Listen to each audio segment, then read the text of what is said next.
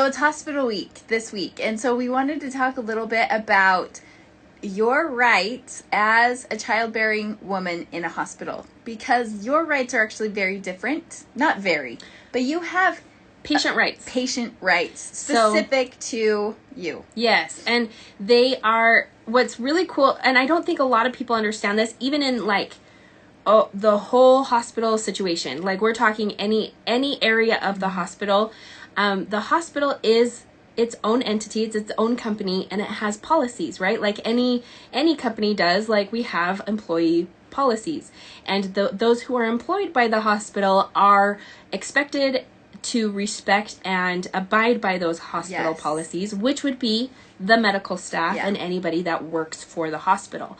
But you, as a patient who is employing the hospital, actually have rights that even sometimes supersedes and trumps hospital policy. Yeah. So, for some reason, that's not entirely well known. Common knowledge. Yeah. Which is unfortunate because,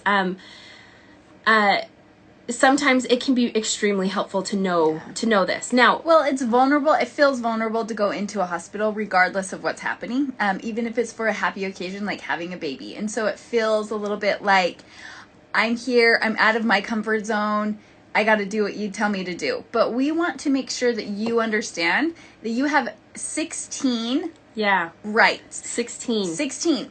We're not going to go all over all of them. We do have a PDF, and maybe we'll make that like something that maybe we'll put it up there. We'll put it out there, so so you can have something. So you can go through them and see. And a lot of them are the hospital it's not even a question. It's like obviously you have the right to do certain things. And so as a patient, like ask questions, be told your risk and benefits, things like that. But sometimes the hospital staff is just, they do their job over and over and over and over again, and they forget that you don't know as much as they do. Yeah. Well, and I do want to throw in a caveat here. We love hospitals. Oh, we love them. We are so grateful for the services they provide. We are so grateful for the jobs that they do. And we do want you to know, though, that we're not here to like demonize or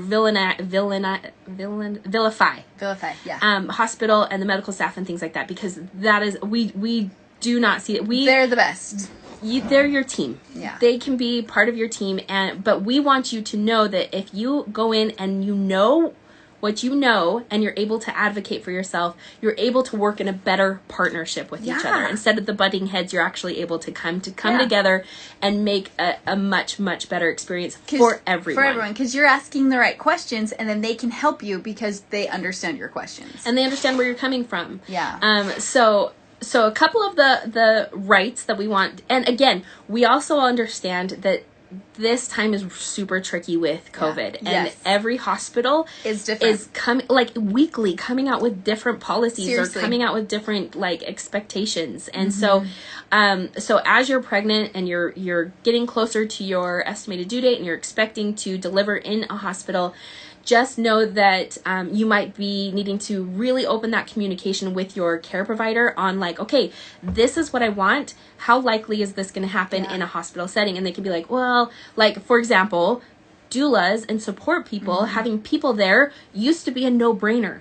That seriously was like not even an issue. You could have 8 people in your room. Absolutely. It's like wasn't a problem. Absolutely. And now it's obviously a problem. Yes. So, but the best part is you can still open that communication, and you do actually still have rights to be supported as a patient. And I appreciate that comment. I assume it's Brittany from Pardon the Mess. It is so hard to make plans when you don't know if they'll change. Yeah.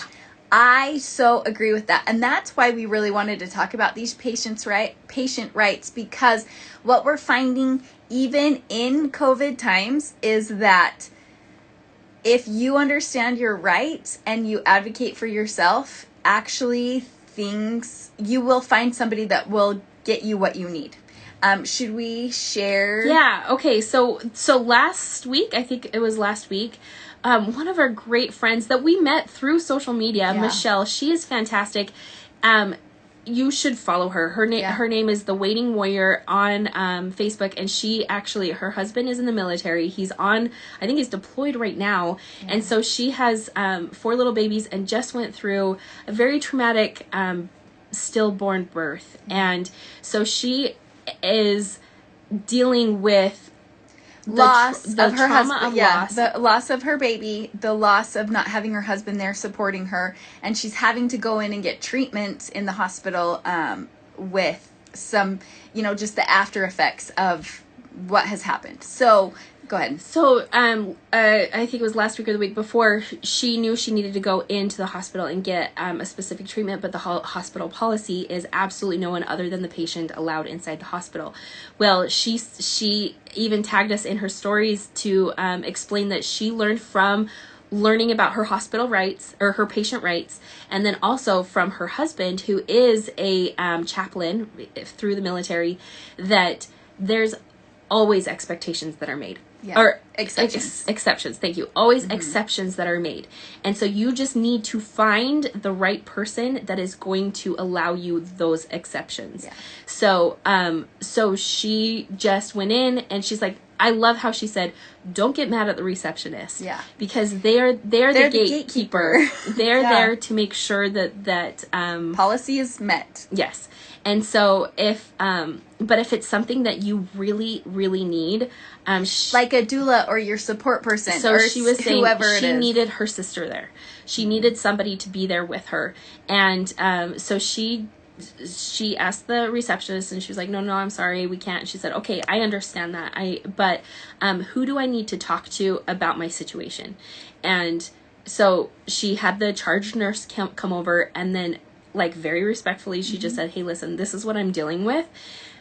Please, I really, for my emotional support, I need somebody there. And the charge nurse was like, yes, absolutely, of course you would need somebody there. And that's where we're at. It's any corporation. From here, it's a certain policy, but once you talk to somebody that actually is involved in your care, a lot of times it's like, oh, yeah, okay, sure. Yeah, and other times they will say no, and they'll give you all the reasons why, and it will work out as it needs to, but you have to ask, is what we're wanting to say. Yeah. So it is your right to ask for a charge nurse or a supervisor or a manager or a director. Yeah. Those are kind of all the little words that need to be said at a hospital. Those are the ones that, and if that person's like, really, we can't do that, you say, okay, so can I talk to your manager then? Can I talk to your director then? Yeah, the charge nurse. Yeah. And I will say, too, on the flip side, one of your other rights is to refuse anything. Yeah. You can't, so if you're already in the hospital and they're wanting to do a certain procedure or something, you can refuse anything. And not even procedures, like, I had a client that she wanted to labor in the bathroom, like the bathtub, like she just wanted to hang out in the bathtub or in the bathroom. And her doctor came in and said, okay, let's get you on the bed. And she's like, no, I'm going to stick it right here. And he was like, all right, sounds good. Like, yeah. And the nice thing is we have a lot of nurse friends too, and they do have to abide by hospital policy, and they're relaying the hospital policy to you. But something you have to understand too is they want the best thing for you as well.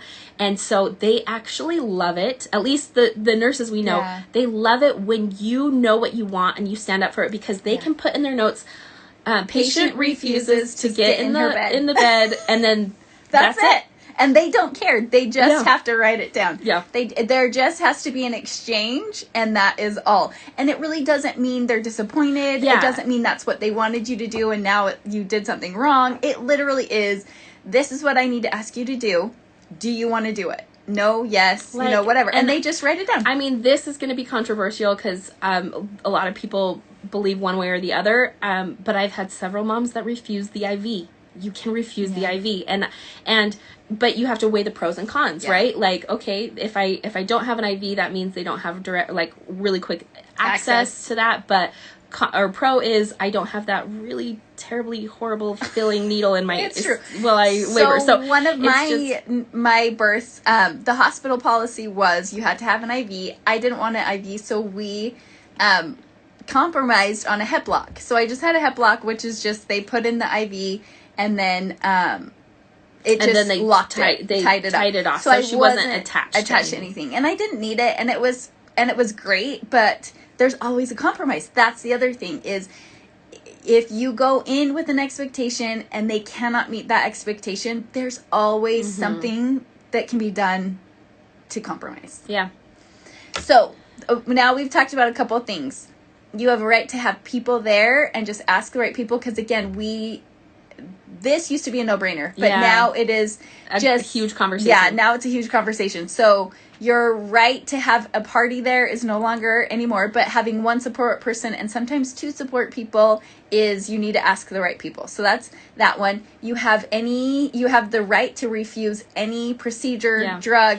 And along with that, suggestion. You actually don't have to sign anything either.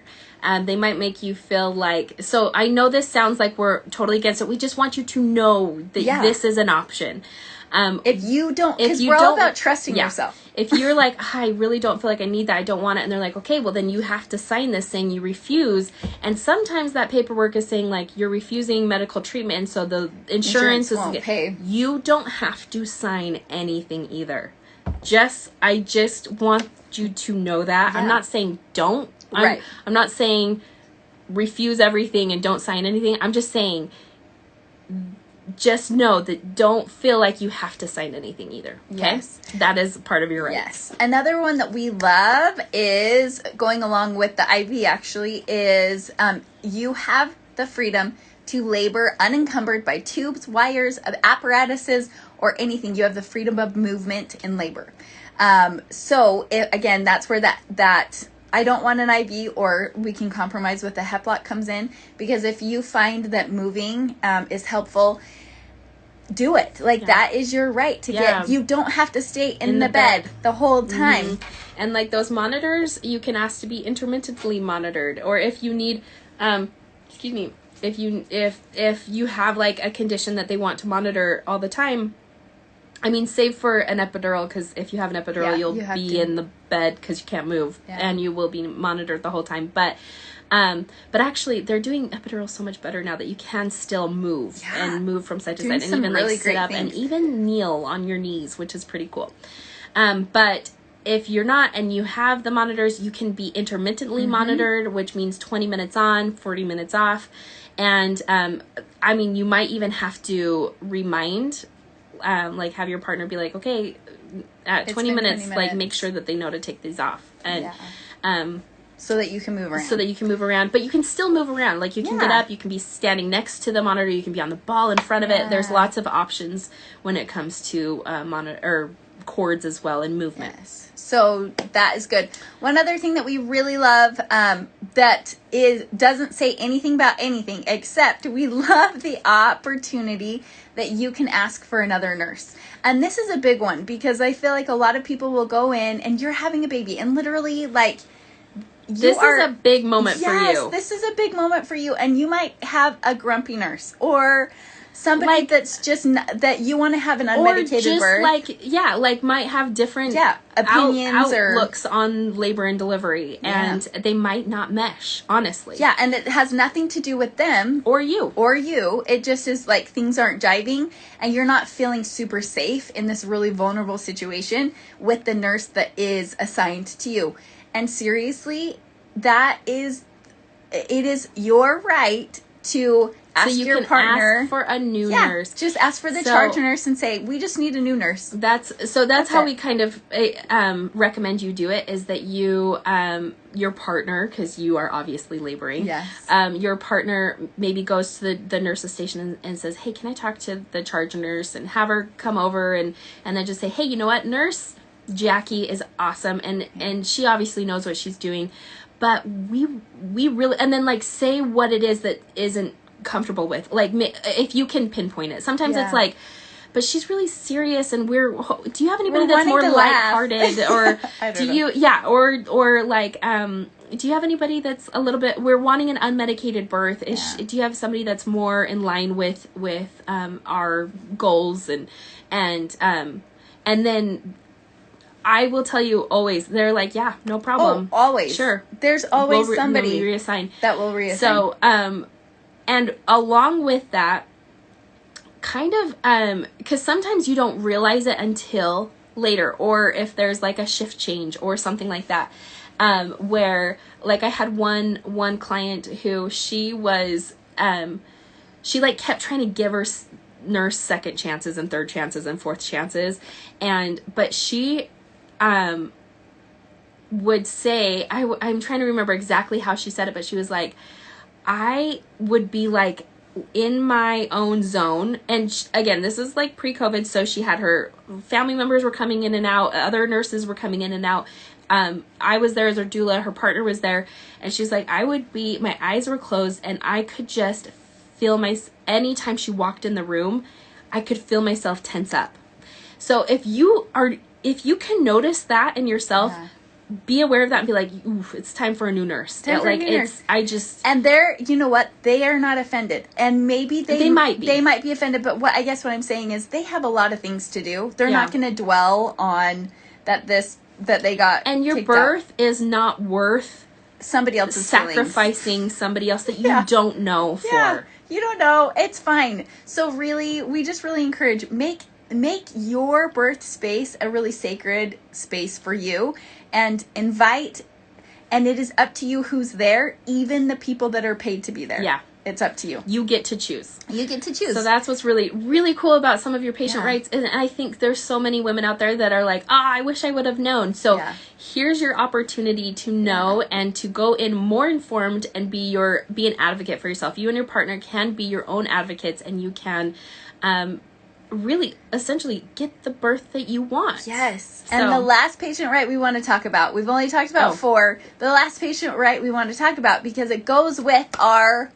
sale this week, this is a big one. Every woman has the right to wear whatever they want when they're admitted to the hospital. Well, she's admitted to the hospital. So, literally, it can be a robe. It can be our Dear Darby labor gown that's super functional for birth, and you will feel glorious and beautiful as you wear it. Or it can absolutely be nothing. Yeah. It can be the labor, or it can be the hospital gown, or not the hospital gown. Yeah. It literally, so when you walk in and the labor, or a nurse or triage nurse or whatever hands you the labor gown, you can say, I got my own, or I'm good, or whatever you want. Yeah. Because it's your right. Or you could just take it and wear whatever you want to. Because that's probably the number one question we get about the labor gowns is like, are you even allowed to wear anything other than the hospital gown?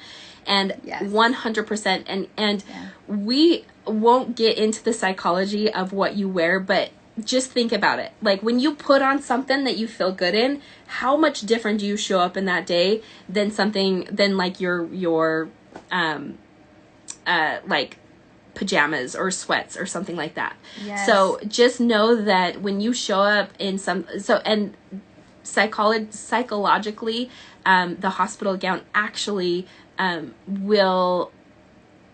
Well, there's a lot of sickness that's energetically associated with it. But Brittany has a really good question. She says, so your gowns wash from blood well? Yes. They're machine washable, and they're delicate. And they're moisture wicking. So really, like, you'll notice that it will it doesn't necessarily stick to it very well. So any kind of mess that's on it washes. Like April, the one she gave birth in, she just washes it. She wears it every once in a while. I do. She still wears it. But that is, here, you have that? Yeah. But it's this really lightweight, it's stretchy, right? So it kind of is like the, okay, we've had lots of babies, we've attended lots of births. So this was something that, like, we put a lot of thought into. So, the, like, seamless underwear that's, like, super comfortable and doesn't even feel like you're wearing anything. That's what our skirts are made out of. Kind of like that. It's kind of like that. And it's really stretchy. So again, as you grow, like no big deal. And postpartum, as you shrink, no big deal. Like, and it's lightweight, so it just sits there, and then it has all the snaps to open for monitoring and anything like that. So that you're not pulling up. Yeah. So those of you that have had babies, you understand, right? Like when they put on those monitors, it pulls everything up anyway, and you're like so exposed in the back, and you just feel like you're living in a sheet that isn't even covering what you want covered.